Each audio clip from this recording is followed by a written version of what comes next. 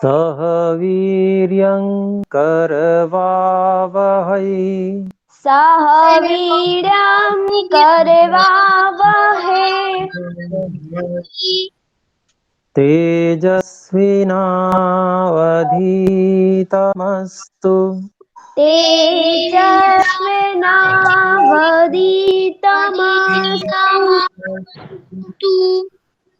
मा विद्विषावहै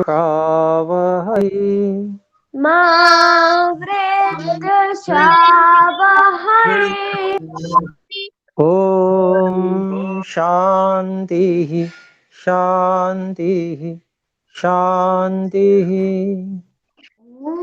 ओम शांति शांति शांति। हाँ जी, तो बच्चों पिछली कक्षा में क्या क्या बात बताई थी, कुछ याद है? और प्रयोग करने के लिए भी कहा था। क्या क्या बात बताई थी, कौन बता सके हैं? गुरुजी। हाँ बोलो बेटा। जी गुरुजी, आपने एक श्लोक सिखाया था स्वास्थ्य के विषय में। हाँ जी गुरुजी, आप उस श्लोक का अर्थ बस समझा सकते हैं? फिर से बता देता हूँ, ठीक है। और कोई बताना चाहेगा? नहीं, तो अभी सबको ठंड लग रही है, हैं? चलो कोई बात नहीं। स्वस्थ के लक्षण वाला श्लोक बताया था। समदोषाः समाग्निश्च समधातु मलक्रियः प्रसन्नात्मेन्द्रिय मनः स्वस्थ इत्यभिधीयते। तो अर्थ हुआ समदोषाः, दोष कहते हैं वात पित्त और कफ को। वात मतलब वायु, शरीर में वायु है। पित्त मतलब गर्मी, ठीक है। और कफ मतलब ठंडक, स्निग्धता, चिकनापन, भारीपन, ठीक है। तो ये तीनों जो हैं सम होने चाहिए। दोष जो हैं वो इनका अनुपात जितना आवश्यक है उतना होना चाहिए, अधिक नहीं होना चाहिए और कम भी नहीं होना चाहिए। अगर ठीक अनुपात रहेगा और इनका परिपाक भी ठीक होता रहेगा, ठीक है। ये जो दोष होते हैं ये भी धातुओं के मल होते हैं। रस धातु का मल होता है कफ, रक्त धातु का मल होता है पित्त, और जो हमारा भोजन जब पचता है तो दो भागों में विभाजित होता है, एक रस भाग और एक किट्ट भाग, मल भाग। वो मल का भी अब वो उसको भी सुखाया जाता है जीवाणुओं के द्वारा, उसका और पाचन होता है, उसमें से वात बनती है, वायु। तो ये सब काम की चीजें हैं। तो ये इनका संतुलन ठीक होना चाहिए, इसी को सम कहते हैं। जैसे धातुएं पकनी चाहिए वैसे दोष भी पकते हैं, ठीक से परिपाक को प्राप्त होने चाहिए। ये कच्चे होंगे तो समस्याएं आएंगी। कफ कच्चा होता है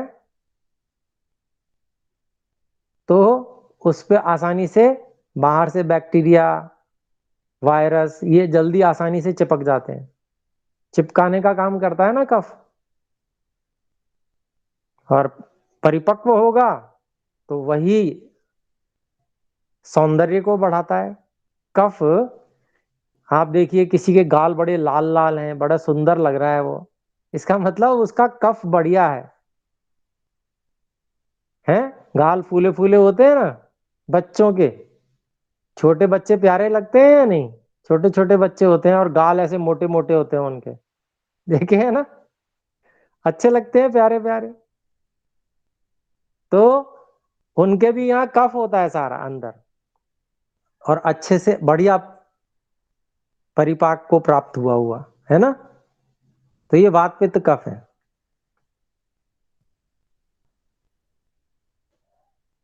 और ये सम होने चाहिए। रिद्धिमा कुछ कह रही हो? हाँ, क्या कह रही हो बताओ, अनम्यूट करके बोलो बोलो, कोई बात नहीं, शर्माओ मत। छोटे में गुबलू गुबलू थी। सब बच्चे होते हैं वैसे ही। ठीक है, तो वात पित्त कफ ये सम होने चाहिए, सम दोषा। फिर है समाग्निश्च। नमस्ते गुरु जी। अरे हाँ जी नमस्ते, आप आ गए? जी जी गुरु जी। ठीक है, तो रियांशु ने फिर से प्रश्न पूछा था कि वो जो श्लोक बताया था उसका एक बार और अर्थ बता दें, तो फिर से बता रहा हूं। तो सम दोषा, यानी कि वात पित्त कफ ये सम होने चाहिए। समाग्निश्च, जठराग्नि और धातुओं की अग्नि ये भी सम होनी चाहिए, विषम नहीं होनी चाहिए। अति अग्नि भी नहीं होनी चाहिए और मंदाग्नि भी नहीं होनी चाहिए। सब ठीक होना चाहिए, बिल्कुल जैसा, जितनी आवश्यकता है उतना, उतनी अग्नि होनी चाहिए जिससे कि हमें समय पे भूख लग जाए, फिर खाया हुआ भोजन समय से पच जाए। इतना ही नहीं, सभी धातुओं की अग्नियों को वो जठराग्नि पोषण देती है। तो धातुओं की अग्नि भी सम होनी चाहिए। जठराग्नि सम होगी तो धातुओं की अग्नि भी सम होगी। ठीक है, और फिर ठीक प्रकार से सारे के सारे दोष, फिर धातुओं का परिपाक और मल भी परिपक्व होके बाहर निकलेंगे। कच्चा मल निकल जाता है, हानिकारक होता है। क्यों निकलता है कच्चा मल? इसलिए निकलता है कि जठराग्नि ठीक नहीं है ना। कई बार बच्चों के देखने में आता है ना, छोटे बच्चों को वो जैसा खाया वैसा निकाल देते हैं मल, तो वो ठीक नहीं है, जठराग्नि ठीक नहीं है। तोशिका कुछ कहना चाहती है, बोलो बेटा। ओम गुरुजी परिपक्व। परिपक्व मतलब पकना। पकी हुई चीज और कच्ची चीज दो में अंतर समझते हो ना, वही कह रहा हूं। परिपाक, परिपक्व, ये सब पकने से मतलब है। तो मिलता जुलता शब्द है या नहीं है, या अलग है, ज्यादा अलग है? मिलता जुलता है ना। पकना और परिपक्व थोड़ा थोड़ा मिलता जुलता है ना, समझ जाया करो। ठीक है, तो क्योंकि आयुर्वेद की बातें हैं वो सब संस्कृत में है, इसलिए ऐसे शब्द मुंह से निकल जाते हैं। तो बच्चों समझा करो, ठीक है। तो हाँ, मैं बता रहा था कि अग्नि भी सम होनी चाहिए, धातुओं की अग्नि भी सम होनी चाहिए, उससे सब कुछ ठीक ठीक पकता है, पक के फिर निकलता है मल इत्यादि भी। कच्चा मल नहीं निकलना चाहिए, पक के निकलना चाहिए, ठीक से निकलना चाहिए। हम्म, ऐसे। तो समाग्निश्च, सम धातु, सभी धातुएं सम होंगी। जब अग्नि ठीक होगी तो धातुओं का परिपाक भी ठीक होगा, दृढ़ होगी। कंडराएं, मांसपेशियां, ये जो होती है ना, मांसपेशियां होती है, मसल्स जिनको बोलते हैं, हड्डियां, सब बढ़िया मजबूत। किसी किसी को जरा सी चोट लग जाए तो बहुत दर्द होता है, और किसी किसी को वो दीवार से सर मार ले फिर भी उसको ज्यादा चोट नहीं लगती। तो क्या अंतर है? वही अंतर है कि धातुएं परिपक्व हैं, जिसको चोट कम लगती है इसका मतलब बलशाली है, वो सहन शक्ति अधिक है उसमें। तो धातुएं परिपक्व होती हैं जिसकी, उसमें सहन शक्ति अधिक होती है, हड्डियां मजबूत होती हैं, मांसपेशियां मजबूत होती हैं। ऐसा होना चाहिए शरीर। तो समधातु मल क्रिया, मल क्रिया के बारे में अभी बताया। मल भी परिपक्व होके मतलब पक कर निकलना चाहिए ठीक से, है ना। और मल क्रिया ठीक होनी चाहिए, सब मल बाहर चला जाए एक बारी में, है ना। तो अच्छे से पेट साफ हो जाएगा तो बहुत अच्छा लगेगा, शरीर में स्फूर्ति लगेगी। तो ऐसे मल क्रिया ठीक होनी चाहिए, खाली पेट की ही नहीं बल्कि सभी धातुओं के मल, ये बाल वगैरह हैं, आंखों से, नाक से, मुंह से, पसीना, है ना, ये सब मल हैं। ये भी मूत्र आदि, ये सब है, ये सब ठीक प्रकार से होने चाहिए, मल क्रिया ठीक होनी चाहिए। फिर प्रसन्न आत्मा इंद्रिय मन, शरीर में स्फूर्ति हो, प्रसन्न आत्मा, आत्मा यहां पर शरीर के लिए कहा गया है, ठीक है। इंद्रिय, इंद्रिय मतलब ये जो गोलक हैं, आंख, नाक, कान, मुंह, है जिन, जो इंद्रियों के ऑफिस बताए मैंने आपको ना, ये गोलक, ये यहां पर इंद्रियां कहा गया। आत्मा, इंद्रिय, मन, और मन अंदर से जो हमारा अंतःकरण है वो भी प्रसन्न होना चाहिए, अच्छे से काम करना चाहिए, सब जैसा हम चाहें वैसा कर सकें, ऐसा होना चाहिए। ऐसा नहीं होना चाहिए कि हम तो चाहते हैं कि हम पढ़ें पर हम पढ़ नहीं पा रहे हैं, हमें नींद आ रही है, तो ठीक नहीं है। पूरा सहयोग होना चाहिए, शरीर का, इंद्रियों का, मन का, है ऐसा। अब आ गया समझ में प्रियांशु। तो आज मैं आपको और भी बात बताने वाला हूं कि जैसे बुखार आ जाता है तो क्यों आता है। हम्म, जीवनी शक्ति लाती है बुखार। जब हम लापरवाही करते जा रहे हैं, करते जा रहे हैं, करते जा रहे हैं, करते जा रहे हैं, तो फिर एक सीमा आ जाती है, फिर वहां पर फिर जीवनी शक्ति बैन लगा देती है कि बस अब कुछ नहीं, भूख भी नहीं लगेगी, सब हड़ताल है, ठीक है। और उसमें क्या होता है, वो जो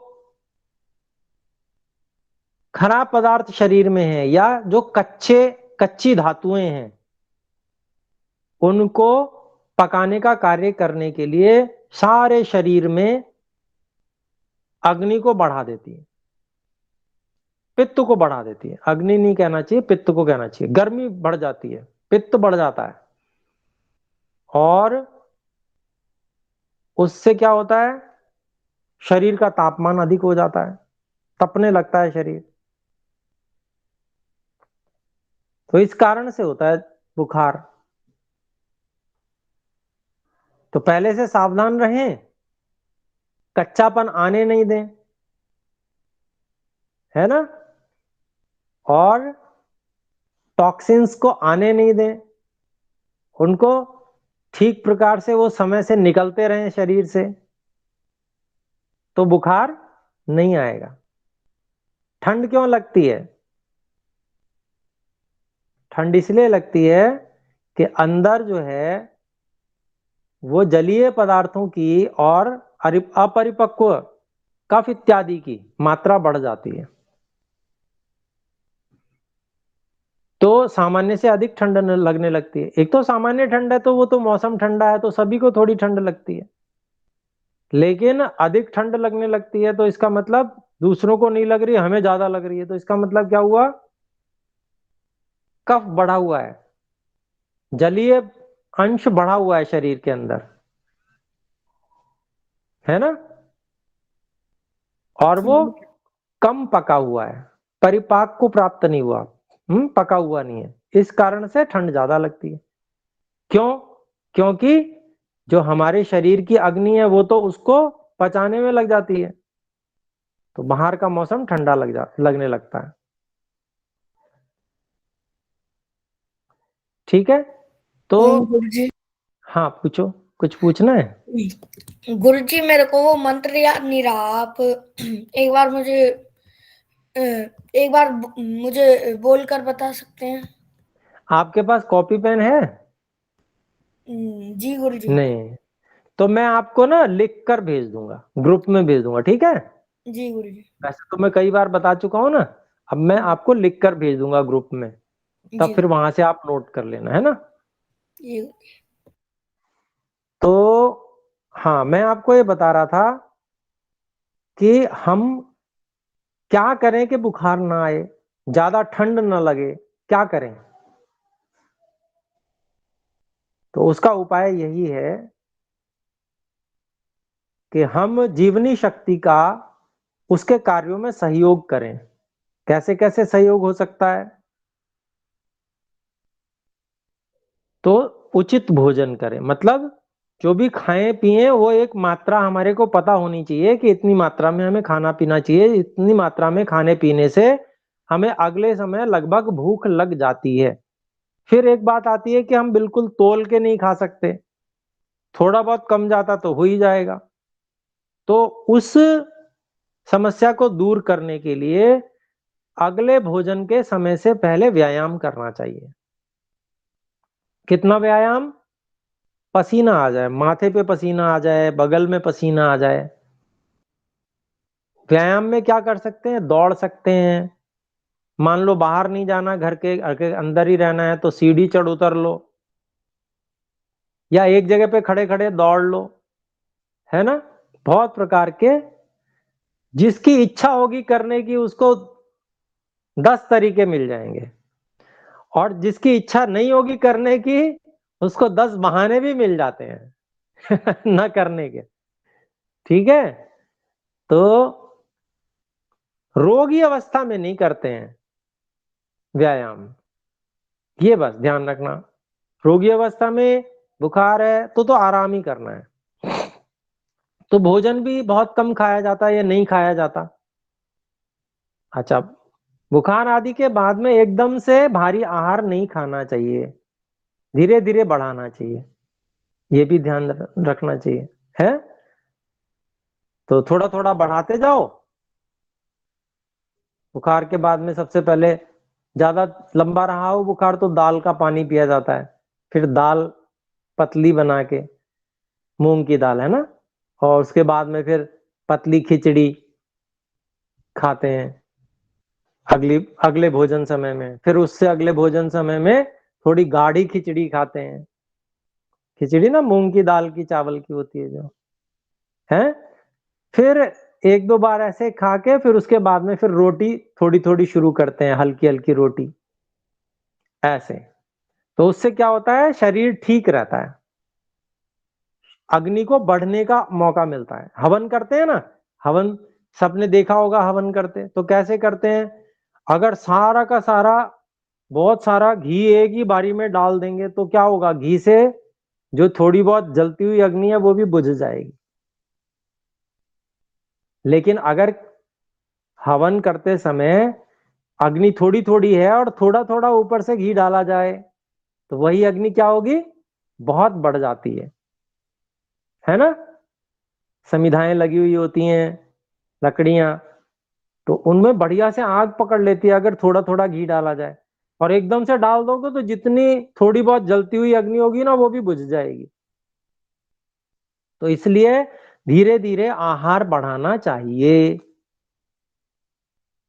है? और फिर जब धीरे धीरे बढ़ाते हैं तो जठराग्नि भी बढ़ती जाएगी, जब बढ़ती जाएगी तो हम स्वस्थ हो जाएंगे और हम बलवान भी हो जाएंगे, जो थोड़ी बहुत कमी आई है वो भी ठीक हो जाएगी, ऐसे। फिर और मैं जो आपको बात बताना चाह रहा था वो ये था कि जो वेग हैं उनको कभी रोकना नहीं चाहिए। अब वेग कौन कौन से हैं? सबसे पहले तो मूत्र का वेग है, लघुशंका आती है जिसको हम वॉशरूम जाने के लिए कहते हैं ना, तो वो कभी रोकनी नहीं चाहिए। अगर आ रही है तो चले जाइए। फिर दूसरा, प्रेशर आना।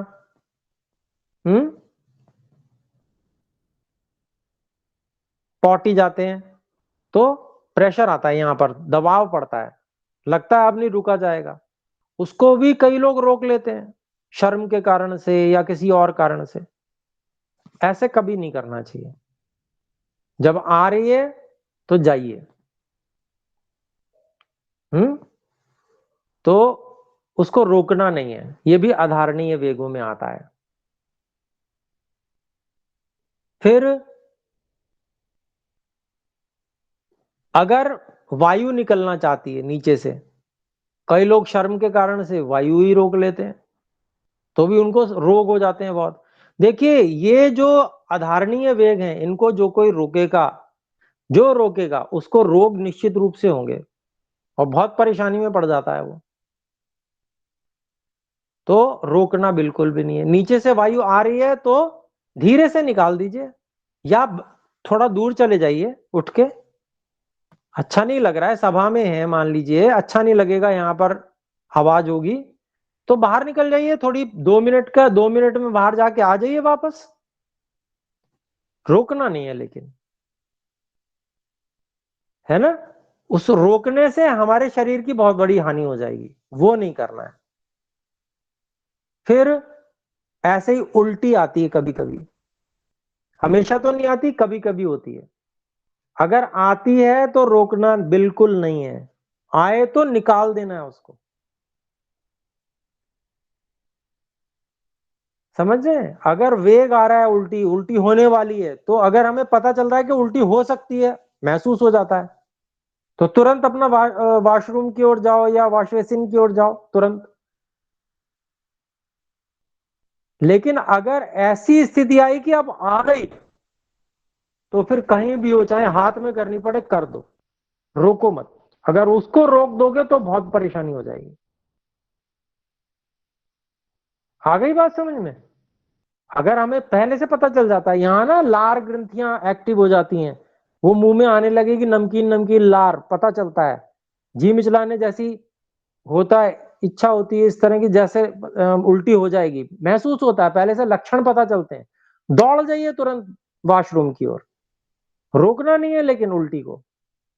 आ गई बात समझ में? है ना। ये भी अधारणीय वेग है। ऐसे ही छींक होती है, कितने ही लोग छींक को भी रोकते हैं। छींक को भी नहीं रोकना चाहिए। मुंह पे हाथ रख लो इस तरह से, कोई रूमाल है वो रख लो, ऐसे हाथ कर लो, ये सब तो ठीक है, बाद में क्षमा मांग लो, सॉरी बोल दो बाकी लोगों से कि अब वो तो रोका नहीं जा सकता उसको, वो तो करना ही पड़ेगा। छींक आ रही है तो छींक दो, कोई बात नहीं है। और ये सब अंधविश्वास जो है वो बेकार की बातें होती हैं। जिसको छींक आ रही है वो छींकेगा, वो क्यों रोकेगा? उसको अपना स्वास्थ्य खराब करना है क्या? ठीक है, किसी को बुरा लगता है तो उससे मांग लो क्षमा, ठीक है जी माफ कीजिए, ये कोई जानबूझ के तो करता नहीं है, हो रहा है तो हो रहा है, क्या किया जाए। ठीक है। ऐसे ही डकार, डकार को भी नहीं रोकना चाहिए, क्योंकि यहां से वायु निकलती है डकार से, है ना। तो डकार आ रही है तो उसको नहीं रोकना।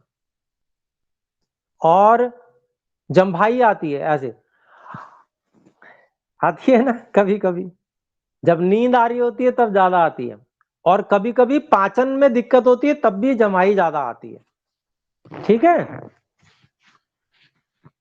पाचन ठीक से नहीं हो पा रहा है या पेट ठीक से साफ नहीं हुआ है तो भी जमाइयां आती हैं। ठीक है, तो उसको भी रोकना नहीं है। आ रही है तो मुंह पे हाथ रख लीजिए, ऐसे कर लीजिए, कुछ भी कर लीजिए, लेकिन जमाई लेनी है तो ले लीजिए, रोकना नहीं है उसे। उसको रोकने से भी हानि होगी, नुकसान होगा, शरीर को हानि होती है। और भूख का वेग, वो भी रोकना नहीं चाहिए। लेकिन मजबूरी हो तो मैंने आपको बताया हुआ है कैसे उसको रोकना है ना।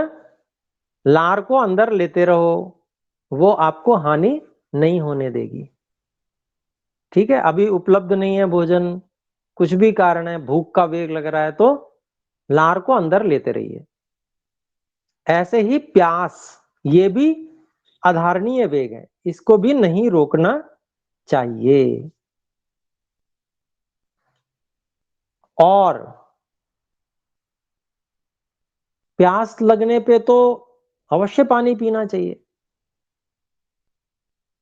क्योंकि पानी बहुत आवश्यक है, बहुत अच्छा काम करता है शरीर में। पानी सफाई करता है, पानी कम पियोगे सफाई कम होगी, टॉक्सिन्स, पानी अच्छे से पियोगे ठीक से तो टॉक्सिन्स निकलते रहेंगे, लघुशंका आदि आती रहेगी। तो इसलिए पानी को ठीक से पीना, प्यास लगने पे बहुत ज्यादा भी नहीं पीना चाहिए। गर्मियों में तो ज्यादा पी सकते हैं, लेकिन अन्य ऋतुओं में, वर्षा में है, सर्दियों में है, तो हमें पता है कि हमारी प्यास एक बारी में 1.5 गिलास पानी से बुझ जाती है, तो ठीक है 1.5 गिलास पी लेंगे। 1 गिलास से हो जाता है तो 1 गिलास, ऐसे। ठीक है, तो ना तो ज्यादा हो और ना कम हो, संतुलन में हर चीज अच्छी होती है। फिर एक चीज एक और है, आंसू। आंसू भी नहीं रोकने चाहिए। आंसू रोकने से यहां नाक से संबंधित रोग हो जाते हैं। आ गई बात समझ में? आंसू बह रहे हैं तो बहने दो, पहुंच लो, और क्या है। आंसू आया पहुंच लिया, आंसू आया पहुंच लिया, बस। लेकिन उसको रोकना नहीं है। आंसुओं को रोकने से भी बहुत हानि होती है। आ रहे हैं तो आने दीजिए, कोई बात नहीं, निकल जाने दीजिए उनको। और एक चीज और है, निद्रा। दिन में तो नींद रोकनी पड़ती है अगर आए तो, लेकिन उसको भी कैसे रोकना। अगर हम अधिक भोजन करने के कारण से हमें दिन में नींद आती है, तो फिर हमको दिन में अधिक भोजन नहीं करना चाहिए। ऐसा भोजन करना चाहिए जिससे हमें दिन में नींद ना आए, इस प्रकार के भोजन को करें। लेकिन रात्रि में नींद रोकना ये बहुत गलत बात है। रात में हमें जरूर सोना चाहिए, समय से सोना चाहिए। तो ये मैंने आपको अधारणीय वेग बताए जो बच्चों के लिए जानने जरूरी है। ठीक है, तो इनको आप नोट कर लेंगे। अभी नोट नहीं कर पाए तो बाद में वीडियो आ जाती है, तो उसमें देखकर आप नोट कर लेंगे कि ये वेग हमें बिल्कुल रोकने नहीं चाहिए। ठीक है, तो आज मैंने आपको जो जो बातें बताई, कोशिश कीजिए उसको लिख लीजिएगा। तो आपको ध्यान रहेगा। तो आइए एक बार ओम का उच्चारण करें। ओ